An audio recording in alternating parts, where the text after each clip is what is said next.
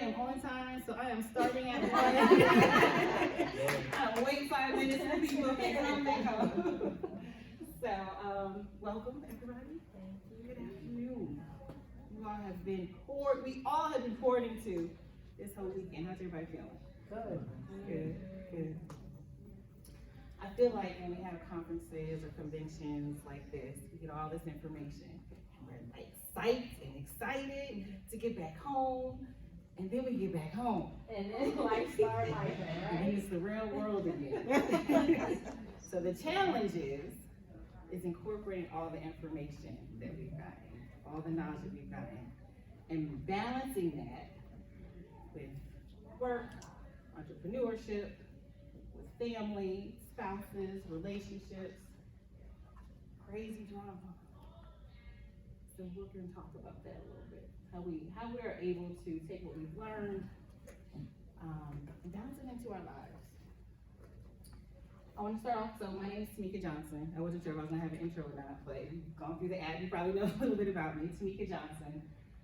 I do a lot.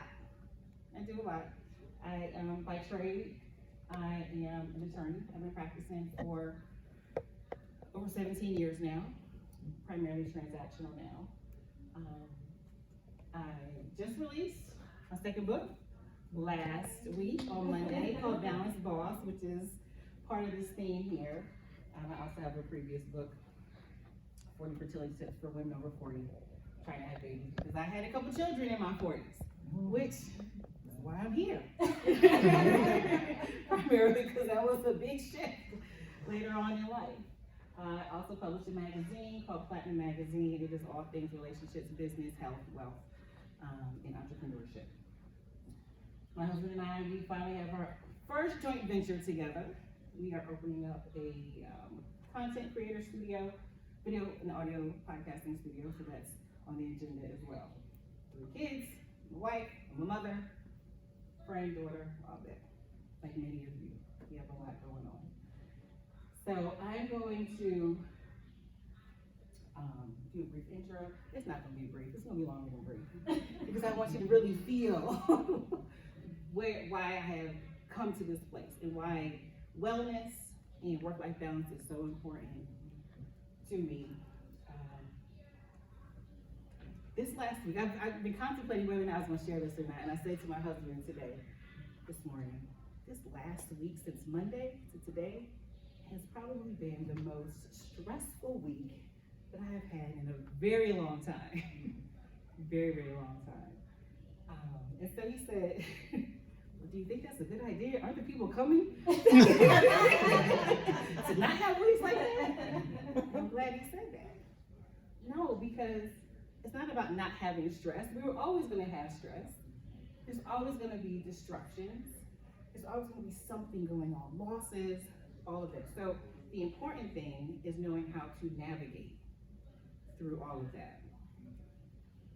So again, I started off with the book dropping last week.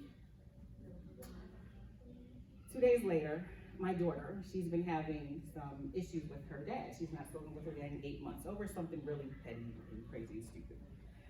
So, but she's really frustrated with that. And so what she did is she wrote into a talk show. Oh. And we had to fly up to New York and Connecticut last week for her to be on this show. You know how we don't like to air dirty laundry on national TV. Now, mind you, I don't know, have any of you heard of the Karamo show, talk show? Mm-hmm. I haven't. But it is the same producers as Jerry Springer. Oh.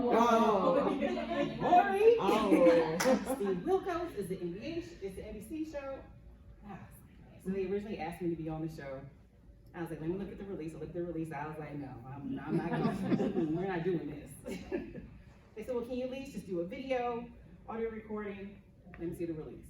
It was the same release. It was just shorter. So I declined again. I tried to see if there's another way to enter his office. They could not. So we were up there Wednesday and Thursday. It was a 36-hour trip. It was horrible. It could have been worse. It was horrible though, because it's all drama and it's not my scene and all that. And someone says really quick, my daughter's dad came on the show. he was wrong. The audience let him know he was wrong. And he quickly adjusted his tune and he apologized. I'm gonna do better. I'm sorry. You look nice. I love you to my daughter. Go back off stage. After the show, they take our mics off and they get their checks. They go in their cars. You get checks for that? As a guest. I didn't care about the money. Yes, you do. They went in their separate cars. They go to the airport. That man still has not contacted her since. And that was Thursday. And so now I've got to deal with the effects of not only her not having a relationship with her father in the past 8 months. Yesterday, I'm still dealing with how do I help my daughter navigate this issue? So anybody in the healthcare industry, counseling, therapy, anything like that, is familiar with compassion fatigue. It's when you take on the trauma of other people. How many of you are the go-to person when people have problems? Yeah, I figured that's why you're here. It can be a lot. There is a thing called compassion fatigue, and you have to be mindful of it and how it affects you, physically, mentally, and emotionally. You know, you've got to take a break as well. There's decision fatigue. Some of us, you know, I was a single parent with my daughter for 15 years. Own my own business, own my own firm. You have to make every decision all the time. When you continue to make decision after decisions, it can be overwhelming and you start making bad decisions. It's probably why I was in a 10-year relationship that was no good for me. You have to be mindful of how those things play. Mentally and physically. How I got here, some of the things I went through. I was a single parent, I was in a toxic relationship. I got pregnant again, I had 2 kids in my 40s, 41, 43. I'm 46 now. From the time I turned 40, I've been pregnant or nursing at every age from 40 to 45. So 40, 41, 42, 43, 44, 45, 46, first year. I'm freedom. But it's weird, so I think I was full of hormones, right? And so now I'm coming down, I said, things are getting really clear for me now. I was full of hormones. I had high risk pregnancies because of my age, overwhelmed, finances, took a toll, especially when COVID came, having 4 babies, can't work, all of that, aging parents. And my husband and I got married. We've been married for almost 6 years now. We had all 4 of our parents within the last 3 years, this month. 3 out of 4 of our parents have passed. When my husband's father passed, he was 94, I believe. His mom was 89, almost 90. So she came with us, and now we were caretakers. Then the little babies. My father passed 3 months after his father passed. So now my mother, and both our parents have been married for over 50 years, so they just knew each other. So now they're having to deal, and I've had to be there for my mother in another way. And then, of course, the pandemic. It got really crazy. So about 2 years ago, I started going back to work. Again, had the kids trying to navigate everything. This is when I knew that I was wearing that Superwoman cape that we all wear. I'm telling you, my cape was pretty. It was good, it was nice, it had colors, it was flowing, it was gorgeous, but it was heavy. It was heavy. 2 years ago, I got pregnant again. Trigger warning. If anyone doesn't want to hear, this is about a loss. And if you want to excuse yourself, excuse yourself. But I got pregnant again. And I waited about 10 weeks because I knew at this point, at my age, if I'm going to miscarriage, usually happens within the first 10 weeks. So I waited, finally go to the doctor, 10, 11 weeks. Tell something's wrong, is everything okay? You know, it looks like baby stopped growing around 7 weeks. It's your choice. You can either have a D&C, or you can let the miscarriage happen naturally. I decided to let it happen naturally. So this is maybe like a Thursday or Friday. I go through the weekend, probably on a Monday evening, I started stopping. I was like, okay, I was ready. Was not my first miscarriage, but I was ready, so I knew what was happening. And it was in the middle of the day, and I was like, okay, I'm just gonna let it happen. I had an appointment. I'm a closing attorney here in Atlanta, since I do a lot of closings. I had a closing that morning. In my head, I was like, okay, I'm gonna go through the miscarriage, maybe about 2, 3 o'clock in the morning, everything will pass, and I'll be ready for the closing in the morning. It was a horrible experience, miscarrying. And I went to this appointment, and I'll never forget, I was sitting down in this appointment, I could feel everything. And I got up, and I'm pretty sure I just kind of left something, I just had to leave. I didn't go home, I went to my mother's house. I went to my mama's house, because that's where we go. My mother didn't know I was pregnant. I got out of the car, she got in shock, because she saw so much. When I reflected on that, it never once occurred to me to call the firm that I was contracting with to say, hey, I'm having a miscarriage. I need some time off. Because I felt like I committed to something, I had an obligation, and I was gonna see it through. I think so many of us do things like that. We just keep going because we said we were gonna do it. And sometimes it is too much. And it was at that moment, shortly after that, I was like, something's gotta change. I cannot continue like this. I felt like I couldn't breathe. And so I had a conversation with my husband. I said, okay. I get up, I think I was still nursing or just finished nursing. On Sunday, I need a day where I don't get up first thing in the morning, I'm not getting food, I'm not changing pull-ups, Pampers, and then I just went to sleep. On Sundays, that was our day, that was our agreed upon day. The next week, next Sunday, it happened. I went in the room, he watched the kids. He watched the kids. The kids watched TV, they messed up my room. It's okay. It's the only one time where I think one of the kids' head got stuck in one of the doors. He had to take the door down. But it only happened once. Only happened once. I'll take those odds. The second week, I think it may have happened. Third week, it didn't happen. Fourth week, fifth week, sixth week, I was like, wait a minute. He's not getting kids anymore. That wasn't his fault. That was my fault. Because I didn't create that boundary. I didn't say, or I didn't stand to it. I didn't uphold it. And that's what a lot of us do. We're like, we tell people, okay, I'm gonna have a day, don't bother me. If somebody calls. They're just not used to you having that time, because we'll pick up the phone, someone calls us, we'll go over there. That's not their fault. That's our fault. And so I want to stress the importance of creating those boundaries and sticking to them. And I will tell you, if you keep on doing that, people will learn to respect them. So now, if my mother calls and I don't answer her on a Sunday, oh yeah, this is your day. She knows. Everybody knows now. Who I made that day. So it's one of the things, and we'll talk about it, that you just have to commit to. It's hard. It sounds really simple, right? But when you have those kids knocking, my kids come on my door every Sunday. I'm like, nope, I'm not answering. Because I go from the master bedroom when I have my own room, my office, where I kind of spend time. One time, one of the kids fell asleep in front of the door. He was knocking so long. But you gotta stay strong. You gotta stay strong. So, we're just gonna talk about, I wanna make it a little bit more interactive as we get towards the end. Another thing that happened this weekend, my videographer, he flaked out on me. As of yesterday, I called him, texted him, he didn't respond to my call. So now my husband, is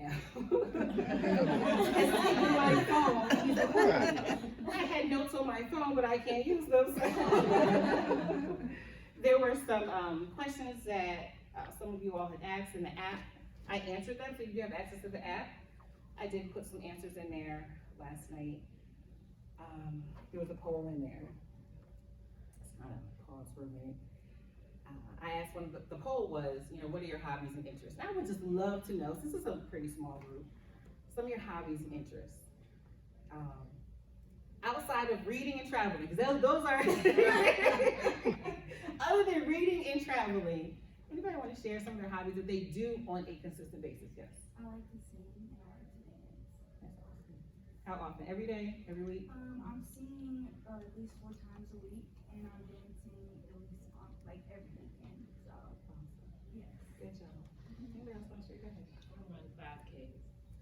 That's great. I'm inspired. I'm inspired. I like walking and gardening. Those are good ones. I started painting. I've got all kinds of paintings in my house. They look horrible. I've started painting, tennis. Anybody else? I like cooking and exploring different cuisines. Do you cook them or do you go to different restaurants or Both. Yeah, that's great. I like yoga, I teach yoga. I did my first yoga class about 2 months ago. It was amazing. It was amazing. You always hear about yoga and meditation, like, it was great. Like, I left there just so calm. Like, you know what, there's so much going on. I got this. Whatever blockages I had, I released those. It was great. So the tips that I'm going to give, they're gonna help you reduce some of your stress. And while you're doing that, it's gonna protect your mental health. What I left out is, I represented mental health patients for 10 years. And I can tell you, it does not matter how much money you have, how many degrees you have, how successful you are in your career, we are all subject to being burned out. We may think that we can keep going and going and going because that's what we have seen and that's what we have been taught by our mothers, by our grandmothers, great-grandmothers. Society. It is time to take off that cape, burn it, and spread its ashes in the Mediterranean. It is not a badge of honor, it is a burden. And so we have to continually tell ourselves that. We have to protect our mental health, we have to prioritize ourselves. You know, self-care, that's the buzzword for the last couple of years. And it's a thing. This younger generation, I would say probably their generation was relatively young. I'm serious about that right there. Self-care, solo dates, doing those things. I think it's great. I don't know about how well you do in the workplace. Because I'm still battling that with my daughter. Like, from what I know of her generation, not everyone. It's like I'm gonna do the minimum amount of work to get by. But it's come from years of being in the workplace and getting more responsibilities, being expected to work overtime, no additional pay, that competitive nature just to succeed, and it's burning people out. And this generation's not having it all, and I think that's great. When my father passed, I started doing a lot more things. So before he passed, I had just been practicing. I was an attorney, and I was really relatively stressed out. I had a lot going on, but that was the only thing I did. I was a single mother, but that was all I did professionally. Now you can see, as I discussed earlier, all the several things that I do now. But I can tell you, I am way more at peace now, doing all the things that I do. I'm able to plan my own schedule, and then just enjoy some things creativity-wise, and I'm way more at peace. Because I have been very, very intentional about my time. When I do things, how I do things and saying no, and creating boundaries. So the book is about really being able to perform optimally, professionally and personally. Just to be able to explore those things and no longer having those excuses of I don't have time. In the book I talk about, it started off with just giving tips and strategies, right? But turn into something bigger. It's about setting goals. It's about time management. It's about self-discovery, which people may think like, I know who I am. I don't think a lot of people do know who they are. Because you wouldn't have people who are unhappy with their jobs or their professions. And I know a lot of people who are just maybe 40, 45, and they just don't know what they want to do. And being able to go through this self-discovery process, you can align your values with what you do on a daily basis. Talk about relationships. That's my thing, relationships. Whether you're married, whether you're single, whether it's a parent-child relationship, whether it's friends and family. Talk about all those different types of relationships, because your relationships, the one thing that we all have in common, we all have relationships. We don't teach that in school. And so we kind of continue to struggle in relationships over and over and over again. So we talk about that. Then I talk about getting tips and strategies. And I also talk about FMLA. For those of you who are working, you have employers, there's certain agencies, companies, where you can utilize FMLA if you are getting burned out and you need to get a mental. I'm sorry, FMLA, it's a Family Medical Leave Act. It's a federal law, and it applies to companies that have a certain number of employees, that kind of thing, but it allows you to take time off from work while still maintaining your job, so you don't lose your job. But, caveat, nobody go to work tomorrow and say, I need FMLA because an attorney told me that, this is not legal, it's not legal advice right here. There is a process to do it. Therapist certification, there's things that are involved to do it, but it is available to those of you who just feel like, I just need a break. And people usually think FMLA is for when you are caring for a loved one, or you have your own condition, maybe you have a disease or sickness and you're healing, and you need that time. It's not just for that. Because health is health. Mental health is health. It affects you physically, mentally, and emotionally. So there's a chapter in there about that as well. Benefits of having a healthy work-life balance. I really try to get companies, if you're an employer, small business owner, you have employees, being work-life friendly. It promotes employee retention because they feel like they're comfortable, that they're heard, that you're heard as an employee, that you're understood. People want to stay. So from the employer standpoint, it's important there. Employees are more engaged. They know if it just becomes too much, they have a support system where they can take a day off and there won't be any consequences or negative consequences to that. And it increases your work productivity and creativity. So those are if you are an employer. If you have an employer, just let them know. Listen, if you kind of supported us, we would stay. Especially those places that have that high turnover, we would stay and we'd be happy. You incorporate these tips that we're going to talk about soon. Get healthier quality personal relationships. Because you're going to find that you can schedule your date nights, whether it's with your spouse, whether it's with your kids, whether it's your parents, whether it's with your friends. You are going to set specific times for those things to happen. Relationships are very important in our lives. I'm sure some of y'all had some bad relationships. Kind of took a toll on you for a minute. They're so important. And it just improves your mental health and wellness. Just be at peace. Before we end this session, we're going to go through a breathing technique. It's called the 478 breathing technique. I don't know if any of y'all have heard of it, but if you ever in a moment where you just need to kind of freestyle, you can do this 4 to 10 times to kind of help you relax and bring down your stress and anxiety. Stress over time, for me, when I was at the highest level of stress, my body hurt, my back hurt, I couldn't sleep, my hair was coming out in the middle. Yeah, I love my hair. It's just breaking in the middle. And I was always in pain. And then at the pinnacle of it, I just felt like, I couldn't breathe. I don't know if you all know this, but Monday mornings are the day of the week that people have the most incidents of heart attacks. Because they're going back to the workplace. Yes.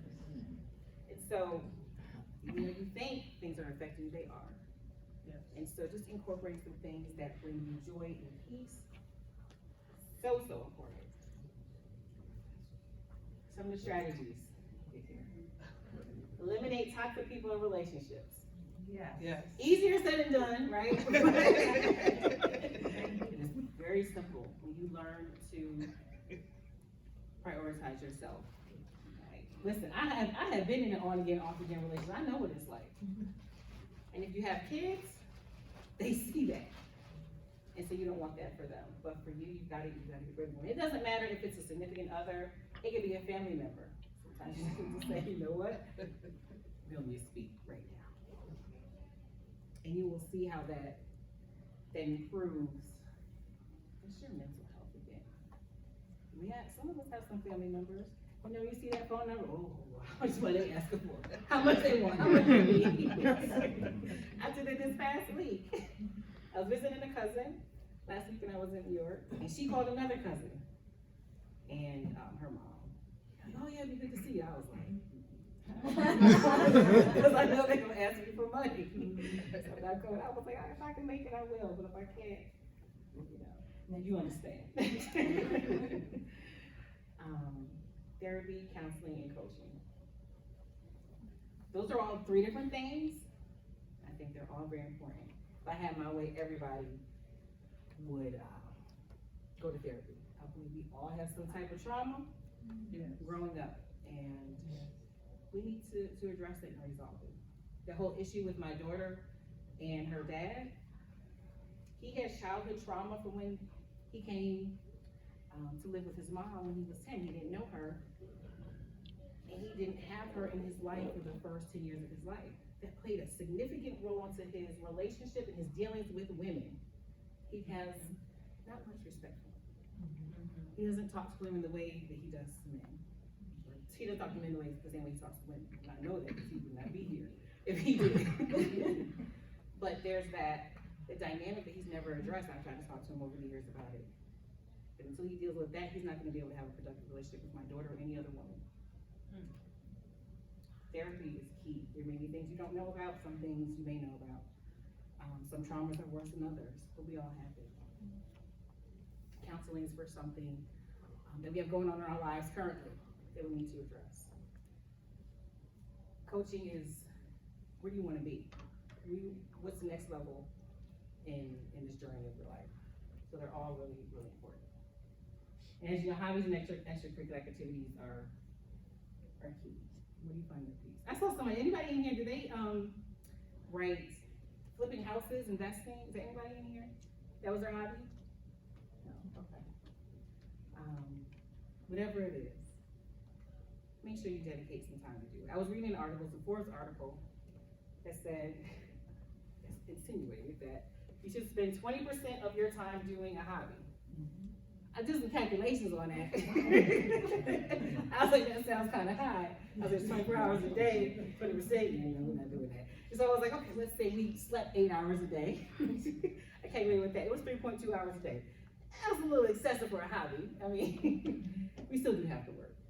But I would say, when you get your schedule, just dedicate an hour, 2 hours, 3 hours, whatever it is, every week. Oh, going back real quick to counseling, therapy, and coaching. It is hard to find a good therapist. And I think it is good to have a therapist at all times, even when things aren't going good. You may not need to go to them all the time, maybe once or twice a year, maybe once a quarter. That's cool. But what is important is when something goes wrong. You don't want to have to look for a therapist when you're in the middle of a crisis, because they're really hard to find. I sought out one before, and we did a Zoom call.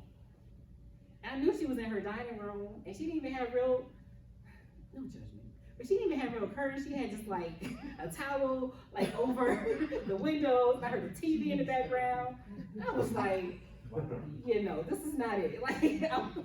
And I was like really needing somebody at the moment, but I couldn't trust that. And so I got frustrated and didn't go to anybody. But if you can, while things are good, if you can find someone that you can connect with and relate with, I would definitely suggest doing that. So again, when those crisis moments come, you already have someone there who knows a little bit about it. These are the things I definitely incorporated into my life. Scheduling weekly downtime. That was for me on Sundays.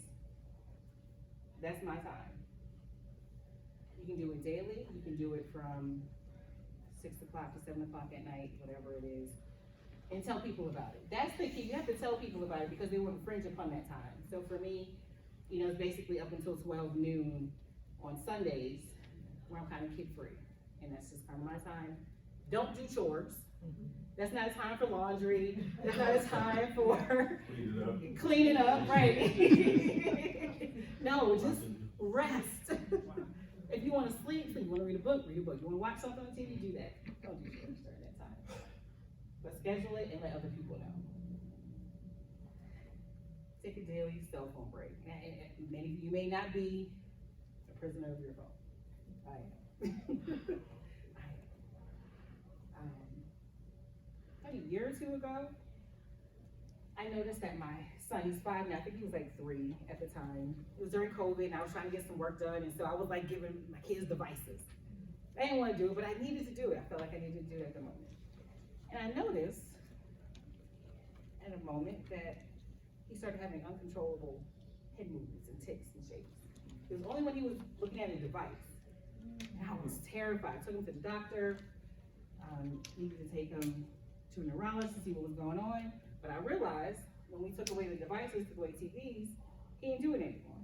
There is something going on in our heads that we are not taking seriously enough with these cell phones, how we look at them. He's young, so it affected him quicker, right? As adults, we hadn't had that all our lives, many of us, but it's still affecting us. It affects the structure in our necks, because the way that we're looking down, our posture, should I say. Truthfully, we can't process all the stuff. I was just about to on say that, that. these pop-up bells, like, I can't, Yeah. I have trouble with them. I was about to say, there's a mental overload that we are going through. We go from a meme to war, to racism, to somebody just got shot, to somebody beat on, like, and it just goes so quickly. And we don't have an attention span anymore. Take a cell phone break. That could be daily, again, between the hours of 6 and 8, whatever it is. And just either spend time with your family, working on your business, just get away from the phone. There's apps. That's crazy, right? There's apps to tell you not to get on your phone. You can block yourself from your phone. But take that break and enjoy that time. And I know I have been on the cell phone for a while, or devices, and I start getting a headache. So I know I need to take a break. We shouldn't even get to that point. Just be cognizant of taking that cell phone break. You said something about therapy, like drug addicts that addicted to drugs. We're addicted to our phones now. You can't even go a day without your phone. I know people that leave their phone home, they get late to work, and say, I gotta go and get my phone. So you don't need to work, you lose your job, you don't get your phone. Let's that be a challenge? Let's a challenge. Go a day without your cell phone. Good point. And we'll see how addicted some of us are to our phones, how lost we feel. We might need therapy for that. When we're at a stoplight, it's too much time to stop. Get on Facebook or something. Oh my gosh. You're overwhelmed. Yeah. That's a challenge. Like I do it maybe for a couple, I have to be really conscious about it. They taking their time off, but yeah, a day is what I strive for right now without my cell phone. Consider quiet quitting. This is a very interesting topic with my husband because he was like, I was quiet quitting back in 19. He was like, why am I gonna work 3 extra hours? You don't pay me anymore. Done. He was serious about that. But it's a thing. Like employers make it an issue. Like quiet quitting, meaning when your time is over, when it's 5 o'clock, I'm going home. Because people realize, why am I volunteering for this extra thing? It's not benefiting me. Why am I sacrificing time with my family? Is it mostly women doing that though? The volunteering, doing the extra? Do you know? I don't know. I'm not going to say that. Only because I went to an institute, wellness institute for attorneys a couple weeks ago. And the dynamics and the culture of law firms and trying to make partner and all of that, like there's more males in that industry, right? And so I'll do it, working 80 hours a week trying to achieve it. We got a name for that. What's the name? Quiet quitting. And it's, again, how this younger generation, that they're protecting their own mental health and prioritizing themselves. Now, I'm not saying that you shouldn't do extra. But when you're on the clock, you should be doing whatever it is you need to do to the best of your ability and getting it done. But sometimes, yeah, when the day is over, that's it. You have a family, you have a life, and we are missing out. Yes.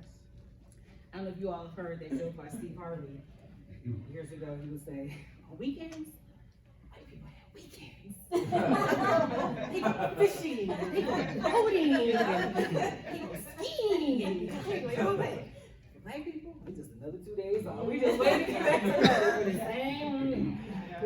So, I feel like we're missing out on life sometimes. Yeah. And so we've gotta have more control over that. Now, it is affecting us, like when we go to restaurants and fast food places. I think people are quiet quitting there too, because they always get our orders wrong now. Yeah. They take forever. Yes. We could be home cooking. We could be home cooking. I get it. Time, anybody have the time? 1:37. 1:37. Have any questions, comments before we go ahead? So my question is, when you're building out a business, kind of revamping and restructuring, and it's mainly myself, as well as a few other people, but mostly me. I own a cybersecurity, company, so we do IT, support, outsource IT support.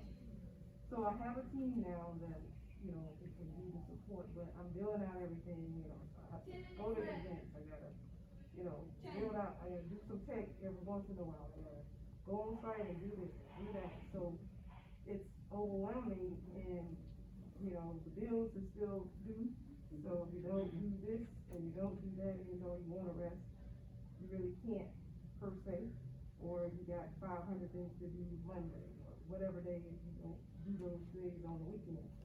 So I'm working often, a lot, and my partner is complaining, but they're doing nothing to help the situation, so it's just like, okay, it's a catch-22, so what do you do in that scenario, especially when you know that, you have more bills than you have revenue right now? So then, how do you make a balance in that right now until you can get to where you wanna be? Because my goal is to be able to do what the white people do on the weekend, or through the week, for that matter.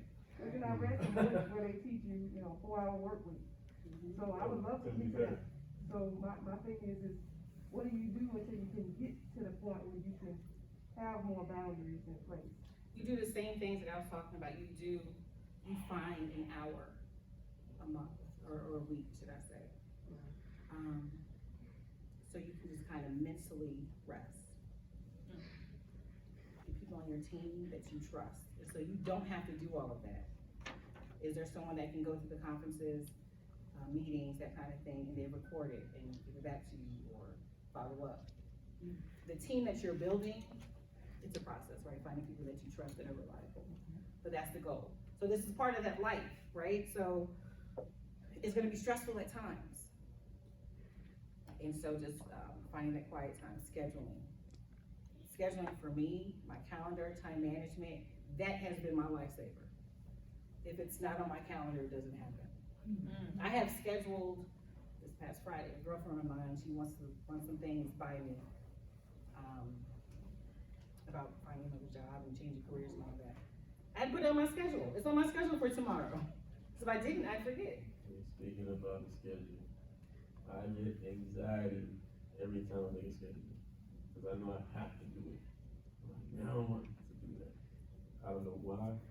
When I'm doing scheduling, some things get blocked out, or I get like, I can't remember what the new steps, you know what I'm saying? So something about a schedule. I think maybe because I'm in the trade as an electrician, I think I'm burned out. We always chasing overtime. So I just came out of a job where we worked six days a week, 10 hours a day. And I used to tell the company or supervisor, I said, I'm just doing 8 hours a day. You can't do 8 hours a day. I said, I'm just doing 8, I'm tired, 6 days a week. And we gotta write you out, right? So, so you go through that. So if fake it till you make it, right? So you do that for a temporary period of time, but that's when that writing your schedule, writing your goals, what you wanna do, because this is not it for you, right? That job, that's not it. And so that should motivate you to sit down and write those things down. It's what, like 75% chance better that you will attain a goal when you write it down. The same thing. There is anxiety too, because you feel like it's gonna be like 20 pages. That's okay. Just go through it. You don't have to start on all those things right now, but write it down. I think that's what it is. I think I have to start on it. You don't, no, it's one thing at a time. So I am a young, compassionate future social worker, and I was wondering if you had any tips on how I would be able to communicate with my superiors or my supervisors about, like, if I am being drained, or if I do feel like my workload is just becoming too much. When you go in, you start interviewing as a condition of employment. These are the things, what are the expectations, these are the things that you need.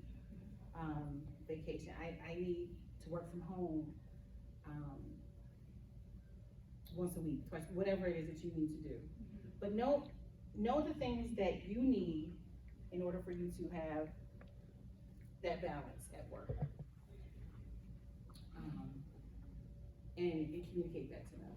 Because with your generation, these employers are getting to know, again, this generation is not having it. And so if you want a talented pool of employees, they're gonna learn they're gonna have to give up something.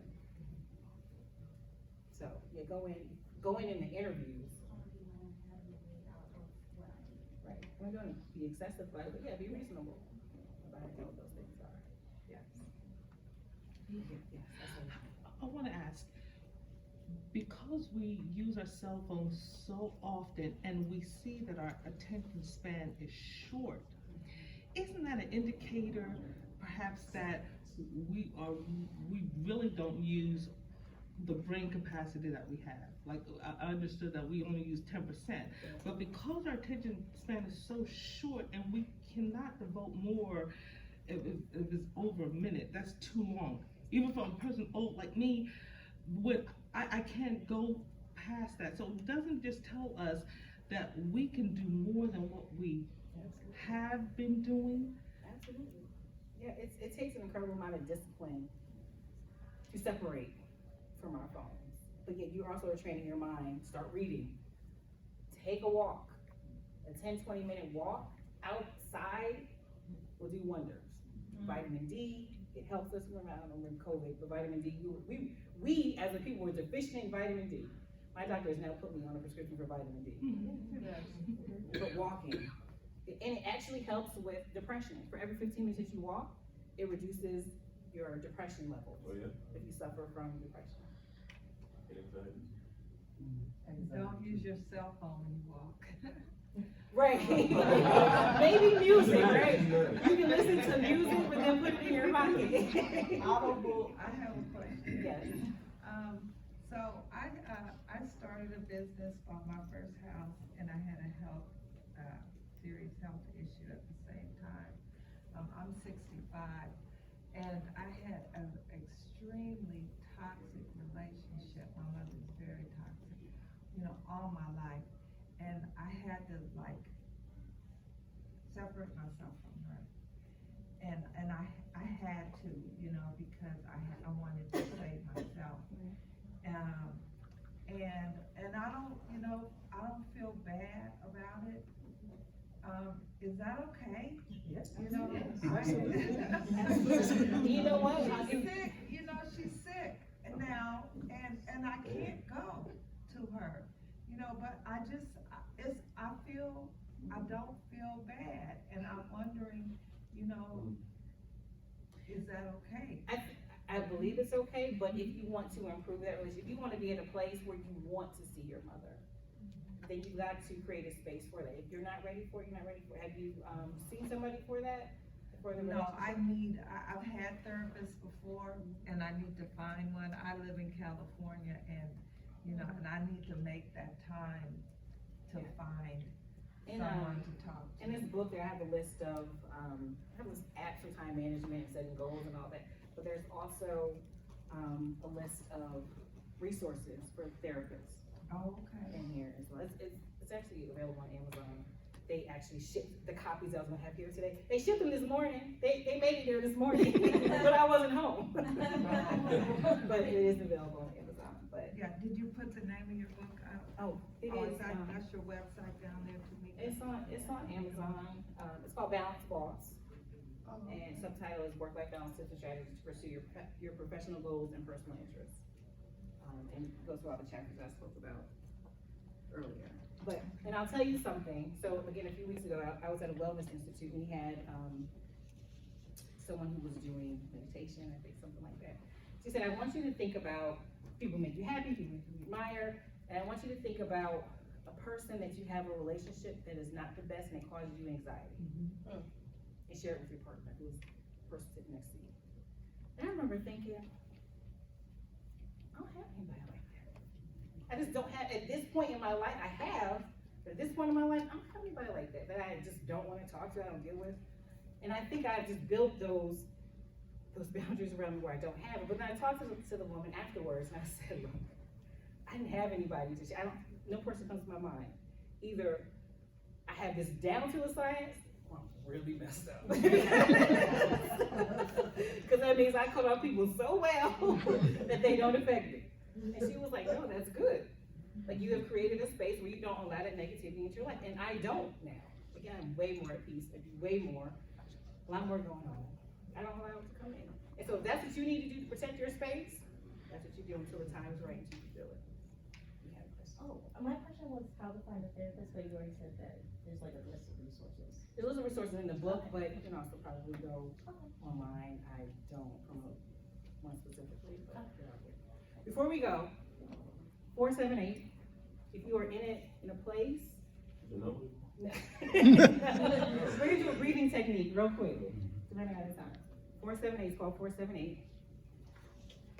Everybody, if you would, close your eyes, close your mouth. You're gonna breathe in for 4 seconds. 1, 2, 3, 4. Hold for 7 seconds. 1, 2, 3, 4, 5, 6, 7. Exhale through your mouth, 8 seconds. So you can't exhale anymore. 3, 4, 5, 6, 7, 8. Do it again. Inhale. 1, 2, 3, 4. Hold for 7. 1, 2, 3, 4, 5, 6, 7. Exhale through your mouth.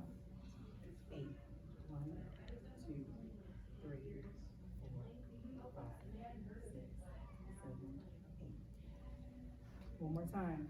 Inhale. 1, 2, 3, 4. Hold. 7, 6, 5, 4, 3, 2, 1. Exhale through your mouth. 1, 2, 3, 4, 5, 6, 7, 8. Open your eyes. Am I feeling you better? Yes. Can't declare it. Do that 4 to 8 times, 4 to 10 times. If you're just in a space and you just feel like this is too much, stress out. I need a minute. Breathing helps. It brings down your stress and anxiety. I got anxiety, so I have to do it. But I didn't know it was 478. I thought it was like, they told me 4. They have lots of different breathing This one techniques. felt better. This one is easy, 478. These are just the different things that I do. Again, this is the book that just came out, Balance Boss, is available on Amazon.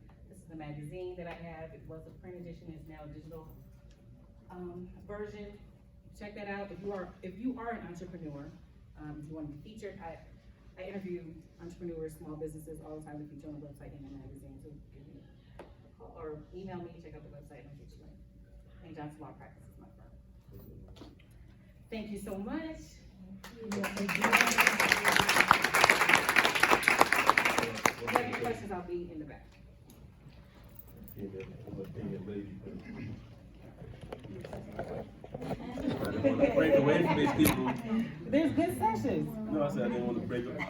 I was